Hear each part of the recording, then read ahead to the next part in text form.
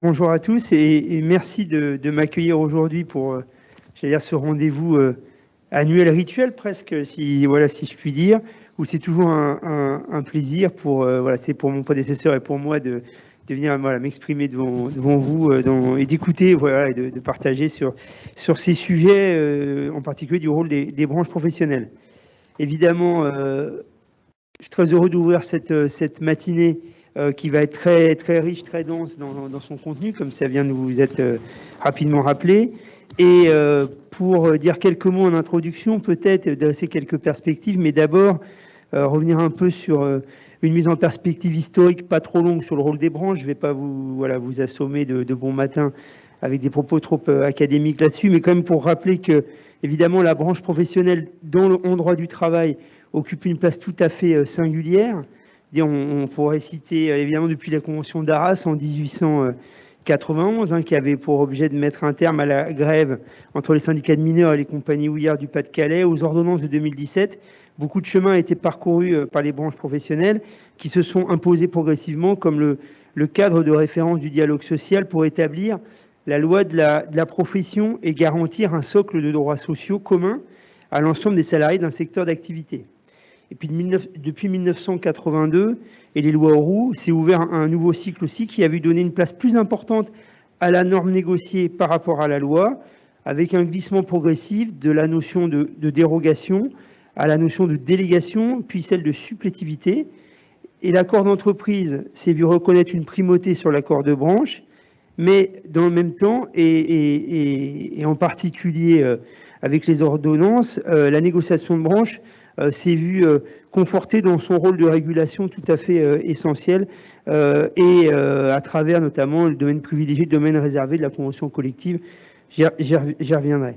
Donc le rôle de régulateur de la branche dans la construction de l'ordre public social, renforcé avec la primauté dans les domaines présentant des enjeux de régulation de la concurrence, et qui par nature nécessite une base commune, comme c'est le cas notamment en matière de salaire minimum hiérarchique, en matière de classification, de prévoyance ou encore d'égalité professionnelle.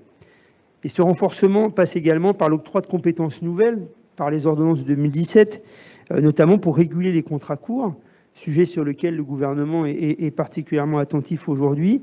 Et les partenaires sociaux s'en emparent au niveau des branches, puisque au 31 décembre 2020, 23 branches avaient négocié un accord sur les contrats courts pour voilà, et rendre possible des périodes d'emploi plus longues et faciliter de manière plus sécurisée la succession de contrats courts sur un même poste. Et à la même date, 15 branches, par ailleurs, avaient conclu un accord sur le recours au CDI de chantier ou d'opération, couvrant ainsi plus de 90 000 entreprises et près de 3 millions de salariés. La branche a également la possibilité, dans ces domaines, d'interdire à l'accord d'entreprise postérieur de prévoir des stipulations différentes de l'accord de branche, sauf garantie au moins équivalente, dans 4 domaines que vous connaissez, que je rappelle, sur la prévention des effets de l'exposition aux facteurs de risque professionnel, sur l'insertion professionnelle et le maintien dans l'emploi des travailleurs handicapés, sur l'effectif à partir duquel les délégués syndicaux peuvent désigner leur nombre et la valorisation de leur parcours syndical, et puis sur les primes pour travaux dangereux et insalubres. Ce rôle de régulateur de branche se matérialise par exemple dans les négociations salaires, particulièrement sur les minima de branche. Et de ce point de vue-là, alors évidemment depuis de nombreuses années déjà, la Direction générale du travail, 2 fois par an, fait un suivi des branches qui ont des minima inférieurs au SMIC pour une partie de leur classification.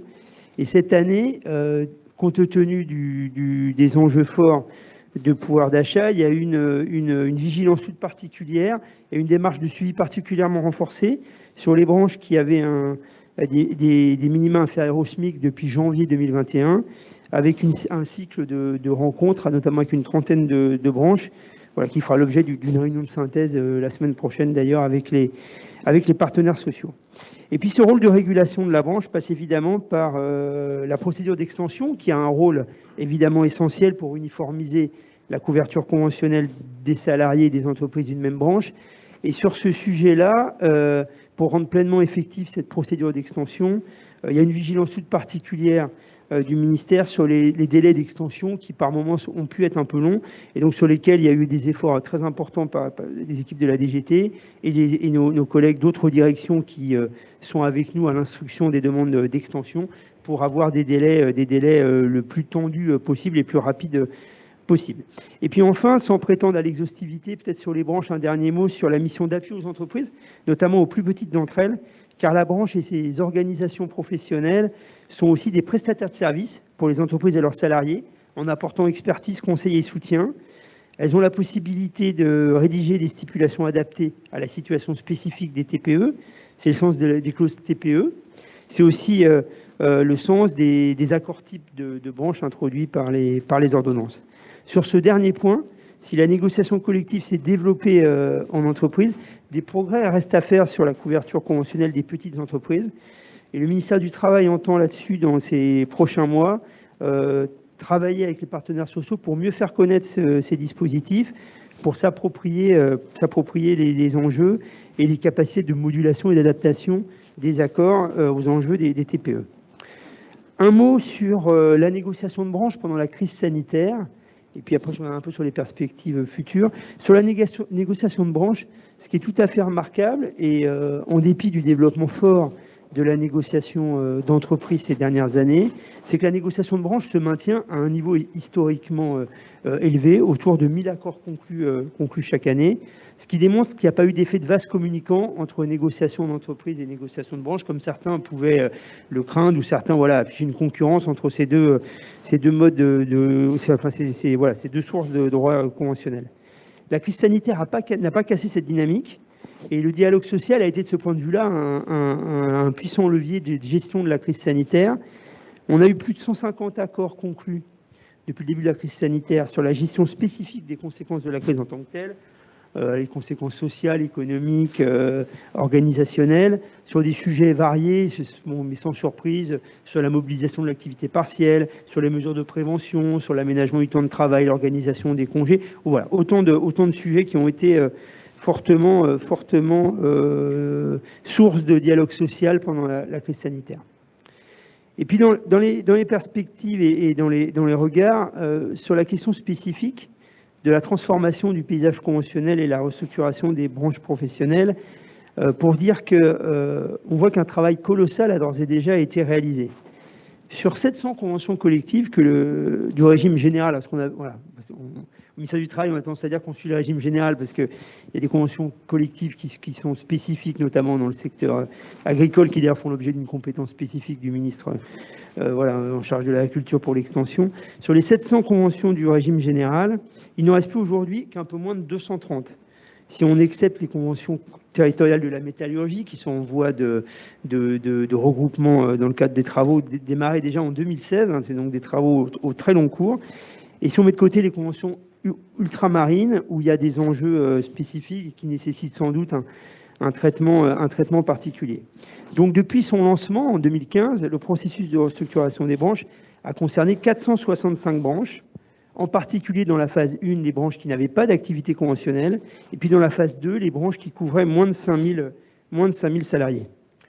Les branches du régime agricole se sont aussi engagées dans un chantier de restructuration tout à fait titanesque également, avec la création de 2 grandes conventions collectives nationales de la production agricole et CUMA, et des entreprises de travaux agricoles et forestiers en octobre 2020, ce qui se sont substitués à plus de 200 conventions collectives locales. C'est que Morgan Oyo et Anne-Sophie Forget vous en feront part tout à l'heure, une présentation évidemment beaucoup plus détaillée que ce que je viens de rappeler.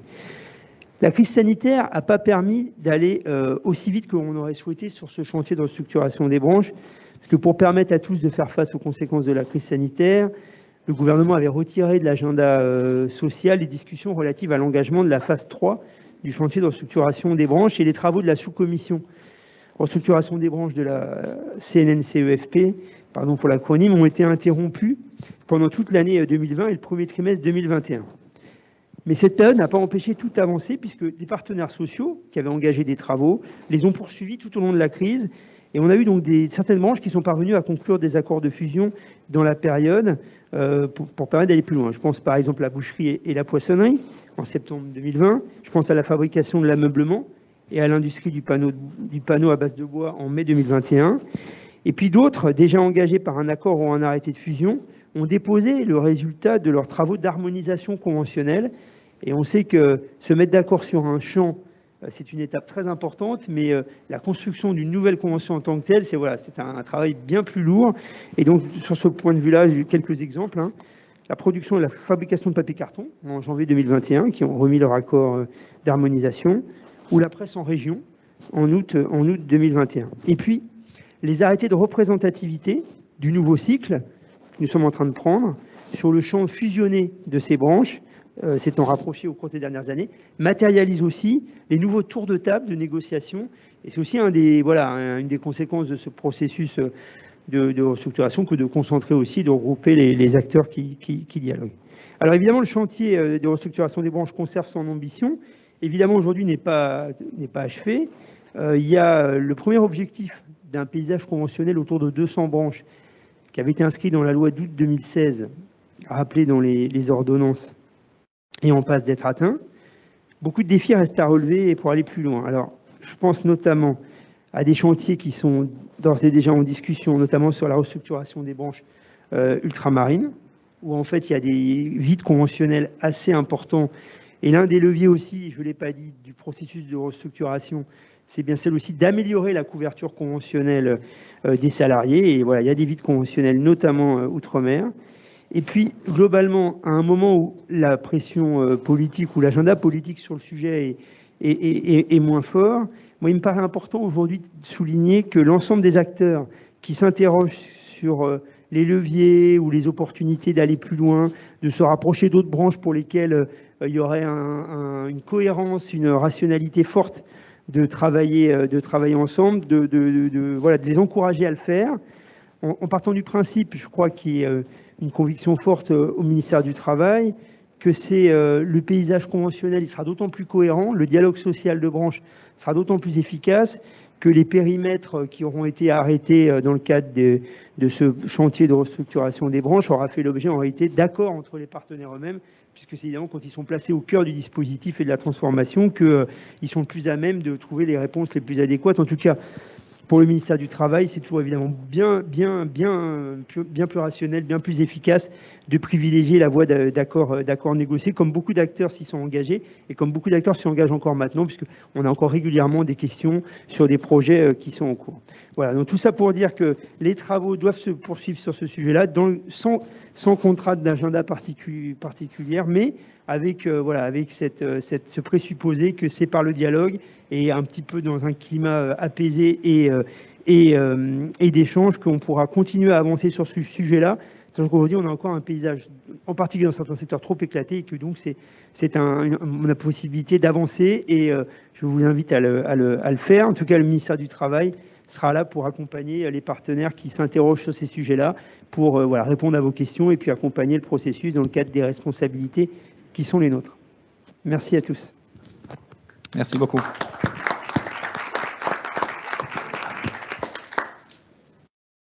Merci beaucoup.